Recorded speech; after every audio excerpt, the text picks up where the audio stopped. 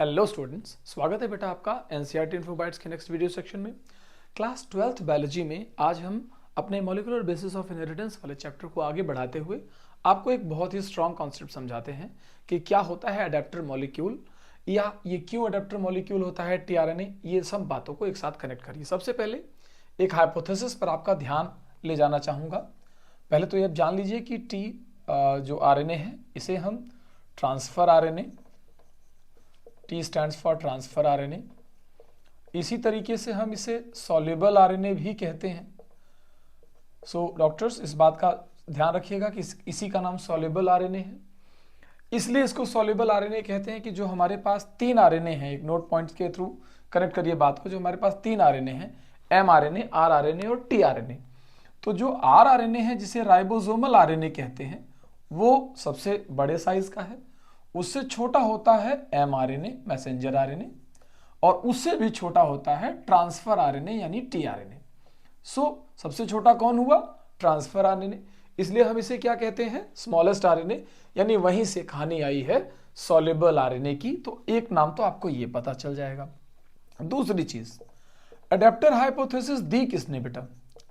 तो जब आप अडेप्टर हाइपोथेसिस पर जाते हैं तो ये बताते हैं कि ये हाइपोथेसिस एफएचसी क्रिक ने ही दी है। ये वही क्रिक है जिन्होंने वॉटसन के साथ मिल करके double helical model of DNA propose किया 1953 में। उसके बाद इन्होंने अडेप्टर हाइपोथेसिस प्रपोज करी। आइए मैं समझाता हूं why it is called as adapter. सबसे पहले तो अगर मैं आपको स्ट्रक्चर ऑफ डीएनए समझाने पर जाऊं, मैंने आपसे मान लीजिए कहा कि स्ट्रक्चर ऑफ टीआरएनए, सॉरी, ये दोनों चीजें हम डिस्कस करने जा रहे हैं। तो इस टीआरएनए के दो स्ट्रक्चर हैं। एक 2D मॉडल है इसका बेटा, एक 2D मॉडल है जिसका नाम है clover leaf model. What it is named as clover leaf model because of its characteristic shape. इसको हम क्लोवर लीफ मॉडल कहते हैं। और ये मॉडल R.W. हॉली नाम के एक साइंटिस्ट ने पहली बार प्रपोज किया था। अगर आप एनसीईआरटी में ध्यान देंगे, आपके पास अगर कोई पुरानी एनसीईआरटी होगी तो यही मॉडल हमारे सिलेबस में हुआ करता था 3-4 साल पहले तक। फिर उन्होंने 2021 के दौरान 2D मॉडल को रिप्लेस करके इसके जगह पर 3D मॉडल इंट्रोड्यूस कर दिया। 3D मॉडल का नाम है इन्वर्टेड एल मॉडल। और ये जो इन्वर्टेड एल मॉडल है बेटा, that was proposed by Kim and Clough. ये दो साइंटिस्ट हैं, किम एंड क्लग। इन लोगों ने मिलकर के एक दूसरा मॉडल दिया जिसका नाम है 3D मॉडल। ये फंक्शनल मॉडल है, जबकि क्लोवर लीफ मॉडल केवल स्ट्रक्चर समझाने के हिसाब से है। यानी ये बॉडी में जब आरएनए हमारे रहता है टीआरएनए तो 3D मॉडल के फॉर्म में रहता है, लेकिन जब हम बॉडी से बाहर इसको समझते हैं तो किस तरह समझते हैं? 2D मॉडल के तौर पर समझते हैं। फिर मैंने इसी सीक्वेंस में आपको ये भी समझाया कि आप जरा इसका क्लोवर लीफ मॉडल समझिए सो दैट आप अडेप्टर की बात समझें। जैसे अगर मैं आपको बताने चलूंगा कि भाई कैसा होता है, तो मान लीजिए ये उसका 5 प्राइम है। तो 5 प्राइम से यहाँ पर गुआनिन सबसे पहले मिलता है, फिर यहाँ से आगे चलता है, आगे चलता है, फिर यहाँ पर इस तरीके से आता है, यहाँ पर एक लूप बड़ा सा मिल जाता है, फिर ऐसे नीचे चलता है, फिर यहाँ से ऐसे नीचे जाता है, फिर यहाँ पर भी एक लूप बड़ा सा आता है, फिर ये इस तरीके से जाता है, फिर यहाँ एक छोटा सा लूप चलता है बेटा, फिर यहाँ से आता है, फिर ऐसे बड़ा सा एक लूप, यहाँ भी लूप बनता है, फिर ऐसे बाहर आता है, फिर यहाँ से ऊपर की ओर चलना शुरू होता है, फिर यहाँ पर CCA 3 चीज़ें बनती हैं और यहाँ पर हम 3 प्राइम मेंशन करते हैं। ठीक है, यानी इसे हम क्लोवर लीफ कहते हैं। जब हम 5 प्राइम से चलना शुरू करते हैं तो सबसे पहले हमारे पास एक आर्म आती है जिसका नाम है DHU लूप। क्या नाम है बेटा? DHU loop dihydroxy uridine loop है। यहाँ पर कुछ डबल बॉन्डेड मॉलिक्यूल्स दिखेंगे, यहाँ पर भी, यहाँ पर भी दिखेंगे, यहाँ पर भी दिखेंगे और यहाँ पर भी दिखेंगे, इस तरीके से। तो इसे DHU लूप कहते हैं, डाइहाइड्रोक्सी यूरिडीन। इसे कहते हैं T-Cy-C लूप, यानी T सीडो यूरिडीन और साइटोसिन लूप। इसे कहते हैं anti codon loop, anti codon loop. ये बड़ा इंपॉर्टेंट पॉइंट है यहां पर। इसे कहते हैं अमीनो एसिड आर्म, राइट बेटा? इसे क्या कहते हैं? Amino acid arm. And this is called as variable arm. You can call it as variable arm या वेरिएबल लूप। ठीक है, ये सभी सीक्वेंसेस पहले आप समझ कर रखिए। जब हम एंटीकोडॉन लूप की बात करते हैं या डीएचयू की, टीसाई की, अमीनो एसिड की, इन सब के अपने अपने फंक्शन है बेटा। टीआरएनए मॉलिक्यूल क्यों अडेप्टर कहा जाता है, इस बात की कहानी का जवाब आपको यहां मिलेगा। ये जो डीएचयू लूप है ये जुड़ता है, कनेक्ट होता है amino acyl tRNA synthase enzyme से। ये डीएचयू लूप किससे कनेक्ट होता है? To amino acyl tRNA synthase enzyme. ये जो टीसाई लूप है, अगर हम इसकी बात करें तो आप बोलते हैं कि टू राइबोसोम, ये राइबोसोम से जाकर के कनेक्ट हो जाता है बेटा।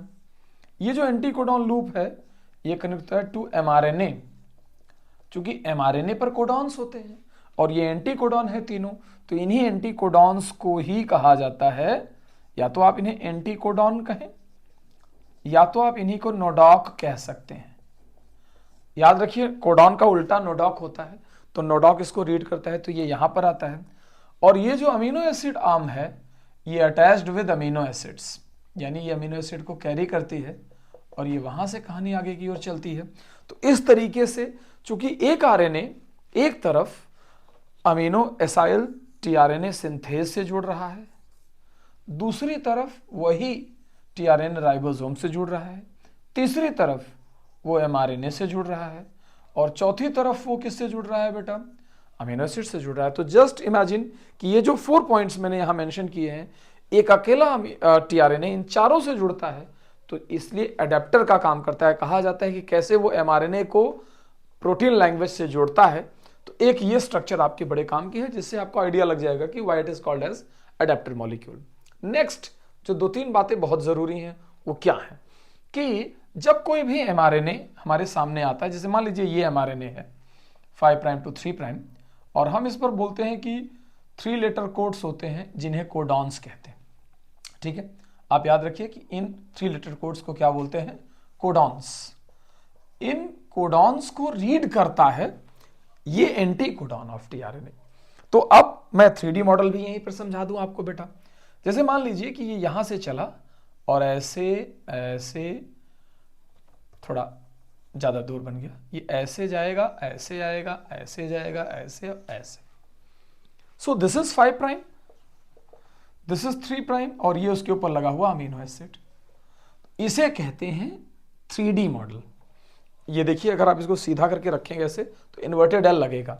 ऐसे ही तब तक अगले टीआरएनए पर थोड़ा दूर करके बना देता हूं। मान लीजिए यहां एक जुड़ा हुआ है तो वो कैसे लगेगा? ऐसे ऐसे जाएगा, ऐसे एक अमीनो एसिड फिर यहां।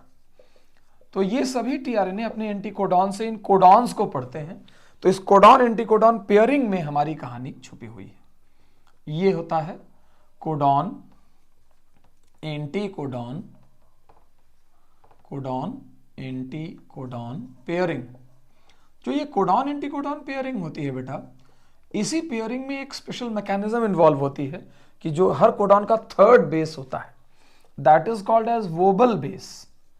ध्यान रखिए कि जो एडेप्टर हाइपोथेसिस समझते हैं उन्हें वोबल बेस और वोबल पेयरिंग, वोबल बेस को कहा जाता है 3rd base of codon, 3rd base of codon. और ये नॉन स्पेसिफिक पेयरिंग शो करता है बेटा, नॉन स्पेसिफिक पेयरिंग। और नॉन स्पेसिफिक पेयरिंग का मतलब ये हुआ कि आप इस पेयरिंग को जब देखेंगे तो ये जैसे ए से टी की पेयरिंग, जो कि आरएनए में टी होता नहीं है, तो ए के साथ आप यू की पेयरिंग देखते हैं और जी के साथ सी की पेयरिंग देखते हैं। तो ये पेयरिंग तो स्पेसिफिक हुई, लेकिन 3rd बेस पर आप इस पेयरिंग का एक्सेप्शन भी देख पाएंगे, यानी जरूरी नहीं है कि यही सेम पेयरिंग हो पाए। इसी वजह से कहा जाता है कि जो टीआरएनए का और एमआरएनए का जंक्शन होता है वो चूंकि 3rd कोडॉन पे डिफरेंशिएट करता है, that is the reason why. आपने याद किया होगा कि जेनेटिक कोड हमारे पास कितने हैं? जेनेटिक कोड है हमारे पास 64, जिसमें से 3 स्टॉप कोडॉन के हैं, तो कुल मिलाकर के 61 बचे कि नहीं। और 61 genetic code are coding for only 20 amino acid. तो वो इसलिए बेसिस में जाता है बेटा 20 अमीनो एसिड के लिए 61 कोडॉन इसलिए चाहिए क्योंकि जब भी कोडॉन एंटीकोडॉन पेयर होते हैं तो तीसरी पेयरिंग नॉन स्पेसिफिक होती है, कोई भी बेस रहे पेयरिंग हो जाती है। दैट इज वाई एक एक अमीनो एसिड के 6 कोडॉन पॉसिबल हैं and that behaviour of genetic code is called as degeneracy. याद कीजिएगा आप, इसी बिहेवियर को हम डीजेनरेसी कहते हैं। तो इसको अच्छे से रिवाइज करिएगा, सबसे इंपॉर्टेंट कॉन्सेप्ट इनको अच्छे से याद करिएगा कि 5 प्राइम के पास पहला लूप कौन सा है, 3 प्राइम के पास पहला लूप कौन सा है और किससे कौन सी चीज बाइंड होती है, तब जाकर आप इसे रिकॉल कर पाएंगे। टेक केयर बेटा।